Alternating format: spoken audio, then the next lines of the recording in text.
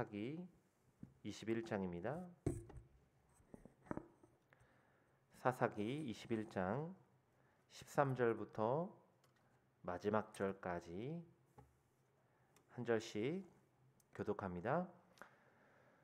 사사기 21장 13절부터 25절입니다. 온 회중이 림몬 바위에 있는 베냐민 자손에게 사람을 보내어 평화를 공포하게 하였더니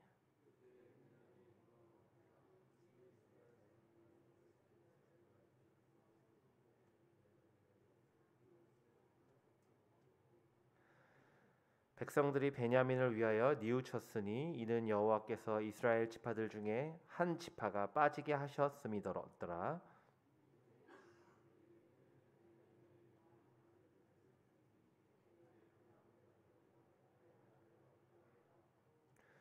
또 이르되 베냐민 중 도망하여 살아남은 자에게 마땅히 기업이 있어야 하리니 그리하면 이스라엘 중에 한 지파가 사라짐이 없으리라.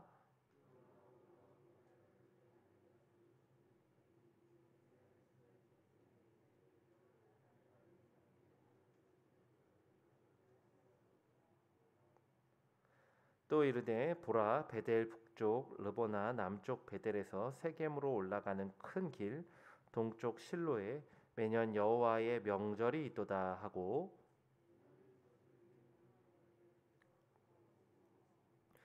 보다가 실로의 여자들이 춤을 추러 나오거든 너희는 포도원에서 나와서 실로의 딸 중에서 각각 하나를 붙들어 가지고 자기의 아내로 삼아 베냐민 땅으로 돌아가라.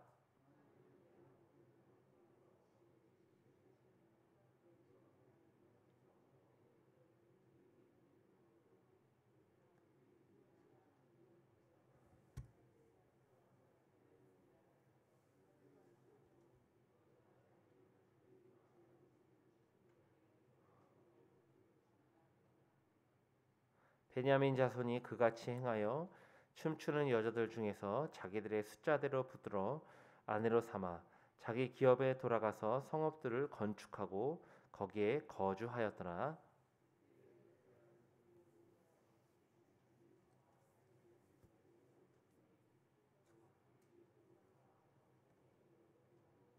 함께 봅니다. 그때에 이스라엘에 왕이 없으므로 사람이 각기 자기의 소견에 옳은 대로 행하였더라. 아멘. 참 이스라엘답게 살아갑시다라는 제목으로 말씀을 전하겠습니다. 오늘 본문은 사사기의 마지막 부분이죠. 오늘 본문을 이해하기 위해서는 앞선 이야기들을 좀 되짚어 봐야 하는데요. 사사들의 이야기가 마쳐지고 17장부터 이어진 미가의 집 이야기, 또 한 레위인 이야기, 이것은 이스라엘 민족의 동족 상잔 전쟁 이야기죠. 이걸로 이어졌습니다. 베냐민 지파는 이스라엘 11지파 연합군에 2번 승리하죠. 하지만 세 번째 전쟁에서 베냐민 지파는 전쟁에 패해서 거의 멸절하는데요. 20장 48절에 의하면 승리한 이스라엘 군대가 광기 어린 사륙을 벌이는 장면이 등장합니다. 이스라엘 사람이 베냐민 자손에게로 돌아와서 온 성읍과 가축과 만나는 자를 다 칼날로 치고 닥치는 성읍은 모두 다 불살랐더라. 이스라엘의 잔혹한 행동은 베냐민 지파 여자들을 모두 죽인 결과를 낳았습니다. 사실 가나안 정복 전쟁도 아닌데 여인과 아이들까지 살육하는 것은 결코 하나님의 뜻이 아닙니다. 이 전쟁으로 베냐민 지파에는 남자 600명만 남았습니다. 무참한 살육은 12지파 중 한 지파가 끊어지게 될 위기를 초래했습니다. 이스라엘 총회는 고육지책으로 베냐민 지파와 결혼할 여인들을 찾는데요. 근데 여기서 또다시 말도 안 되는 논리를 펴니다. 미스바 총회에 참석한 지파는 모두 그들의 딸들을 베냐민 지파에 주지 않겠다는 맹세를 합니다. 사실 이 맹세도 하나님이 시킨 맹세가 아니라 자기들끼리 한 맹세죠. 반면에 미스바에 참석하지 않았다는 이유로 야베스 길르앗 주민을 또 몰살하는데요. 이유는 그들은 총회에 참석 안 했기 때문에 한편으로는 맹세를 하지 않은 것도 있고요.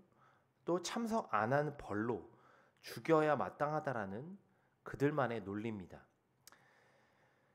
이스라엘은 또다시 길르앗의 부녀와 어린아이를 살육하죠. 그리고 그 길르앗에서 남자를 알지 못한 처녀들만 살려주는데요. 그렇게 해서 얻은 처녀가 400명입니다. 이스라엘은 그 여인들과 베냐민 지파의 600명 이 남자들을 결혼을 시킵니다. 그리고 나서 오늘 본문이 이어지는 겁니다. 15절에 의하면 백성들이 베냐민을 위하여 뉘우쳤다라는 표현이 등장하는데요. 여기서 베냐민을 위하여가 중요하죠. 이 뉘우침은 하나님 앞에서의 뉘우침이 아니라 그저 인간적으로 베냐민 지파가 없어지는 것을 안타깝게 여긴 것입니다. 본인들이 그렇게 초래해 놓고선 후회하는 거죠. 그래서 16절에 회중의 장로들이 남겨진 200명, 즉 결혼할 수 없는 베냐민 남자들을 위한 대책을 세우는데요. 이 대책 역시 이스라엘 총회 전체가 다 모인 총회의 장로, 가장 어른이죠. 지도자죠. 이 장로나 되는 사람들이 내린 결정이라 보기에는 도저히 믿어지지가 않습니다. 오늘 본문 19절부터 21절인데요. 또 이르되 보라 베델 르 북쪽 르보나 남쪽 베델에서 세게름으로 올라가는 큰 길 동쪽 실로에 매년 여호와의 명절이 있도다 하고 베냐민 자손에게 명령하여 이르되 가서 포도원에 숨어 보다가 실로의 여자들이 춤을 추러 나오거든 너희는 포도원에서 나와서 실로의 딸 중에서 각각 하나를 붙들어 가지고 자기의 아내로 삼아 베냐민 땅으로 돌아가라. 이게 지금 장로들의 대책이었습니다. 그 명령대로 행한 게 23절이죠. 베냐민 자손이 그같이 행하여 춤추는 여자들 중에서 자기들의 숫자들을 붙들어 아내로 삼아 자기 기업에 돌아가서 성읍들을 건축하고 거기에 거주하였더라. 결국 이 대책의 핵심은 납치와 강간입니다. 납치와 강간. 아내를 얻지 못한 200명의 베냐민 남자들이 포도원에 숨어 있습니다. 그리고 실로의 여자들이 춤을 추러 나올 때 그들을 납치하라는 것입니다. 그리고 그들을 아내로 삼아 대를 이으라는 거죠. 이거는 엄연한 강간입니다. 한글 성경은 21절에서 붙들어 가지고 그리고 23절에 붙들어로 비슷한 뜻으로 번역했지만 원문 성경에 보면 다른 두 동사가 사용되었습니다. 21절에는 꽉 붙잡는다라는 뜻의 하타프, 23절에서는 들어 올린다라는 의미의 나사라는 단어가 사용되었습니다. 이 단어들은 강제로 붙잡고 또 들어 올렸다는 것은 납치하고 또 강간했다라는 것을 암시하는 묘사입니다. 그런데 장로들은 이 일을 심지어 여호와의 명절에 하라는 겁니다.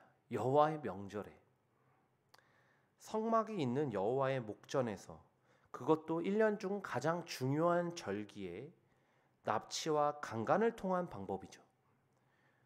너무 충격적인 내용입니다. 사실 이스라엘 총회의 장로라는 사람들이 자신들이 한 맹세를 지키기 위해서 이런 말도 안 되는 방법을 고안하고 있습니다. 그들은 자신들끼리 딸들을 베냐민에게 주지 않겠다고 맹세하죠. 이러한 맹세는 율법의 기준도 아니고 그 맹세를 어기는 것이 큰 죄악도 아닙니다. 마치 입다와 같은 거죠, 지금.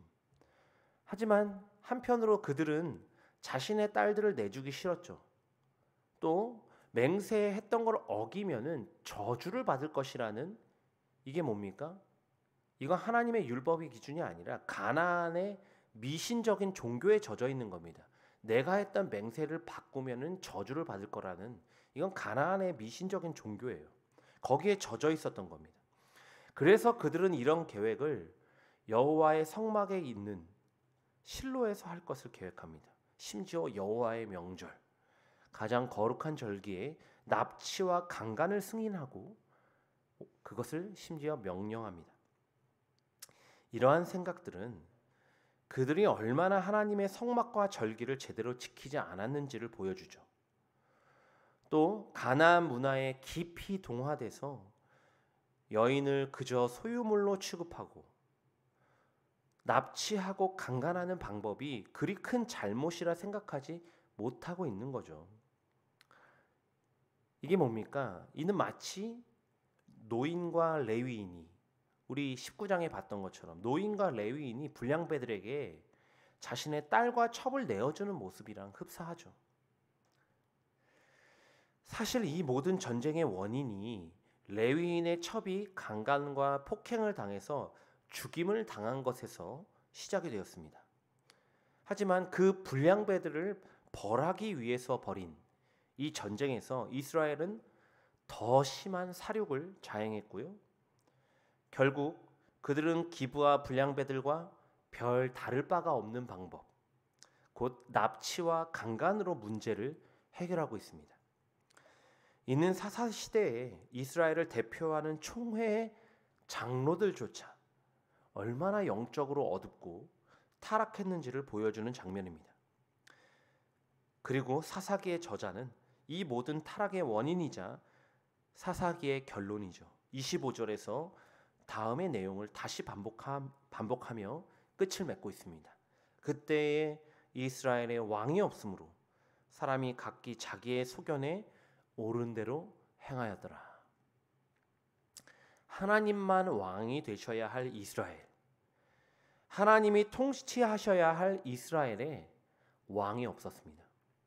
그러니 그때에 이스라엘은 각기 자기의 소견에 옳은 대로 행하였죠. 이러한 삶은 하나님의 말씀, 곧 율법의 기준과는 너무 거리가 멀었습니다. 이스라엘은 가나안 종교와 문화에 깊이 젖어서 철저히 동화되었고, 그래서 가장 세속적이고 어둡고 처참한 행동들을 자행했습니다. 오늘 우리도 사사시대를 거울로 삼아서 오늘 우리 시대의 모습을 비춰봐야 하는데요. 본문의 이스라엘 총회 장로들의 대책은 오늘 우리에게 매우 중요한 두 가지 시사점을 주고 있습니다. 하나는 그들의 방법은 철저하게 세속적인 방법이었다는 것입니다. 그들에게는 목적과 결과만이 중요했지 과정과 방법이 별로 중요하지 않았습니다. 다른 하나는 장로들은 하나님의 성막이 있는 실로에서 하나님의 거룩한 절기에 이런 만행을 저지르기로 결정했다는 사실입니다. 그들은 철저히 하나님의 영광보다는 인간의 필요에 초점을 맞춰 일을 계획했고 진행했습니다. 오늘 우리 그리스도인의 삶, 한국 교회의 모습 중에 이런 장로들의 모습이 있지는 않습니까? 많은 그리스도인들이 무언가 얻기 위해 신앙생활하죠. 무언가를 얻기 위해 하나님께 헌신하는 삶, 성숙한 삶으로 나아가려 하질 않습니다. 교회가 세속화되면서 교회를 운영하는 방식에 자꾸만 세속적인 마케팅, 기업의 경영 방식이 들어옵니다. 이 모두가 철저하게 기복주의 신앙, 성공지향적인 교회 경영 아닙니까? 한편 오늘날 한국 교회 안에서 얼마나 많은 다툼과 폭력이 존재합니까? 예배당 안에서 서로를 미워하고 비난합니다. 그런 마음을 가지고 예배당 안에 와 있다라는 거죠. 교회 행사를 준비하면서 다투고 갈라섭니다. 이 모두 철저히 하나님의 영광보다는 인간의 필요, 결과에 초점을 맞출 때 벌어지는 일들입니다. 오늘 우리가 무언가를 얻기 위한 신앙이 아니라 하나님께 헌신하는 신앙으로 자라가길 바랍니다. 하나님은 내 인생의 성공의 조력자가 결코 아닙니다. 하나님은 우리 인생의 유일한 목적 되십니다. 그렇기 때문에 그리스도인에게는 과정이 깨끗해야 하고 방법도 철저하게 의로워야 합니다. 그래야 우리 인생의 목적대로 하나님께 영광을 돌릴 수 있는 거죠. 내 삶에 이 땅에 세속적인 가치관들이 있다면 이 아침에 철저히 몰아내시길 바랍니다. 우리 교회 안에 결과지상주의, 성공 중심주의의 가치관이 틈타지 않기를 바랍니다.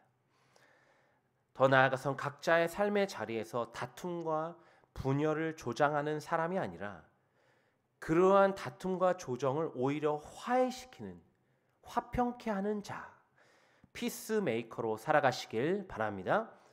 우리 정륜 공동체가 오직 말씀 안에서 한마음 한뜻이 될 때 주님의 몸된 교회요, 하나님께 영광이 되는 그의 나라가 될 줄 믿습니다.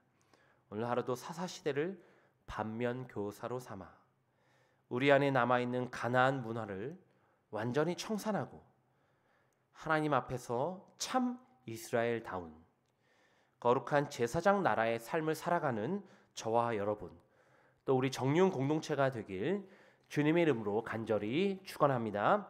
기도하겠습니다.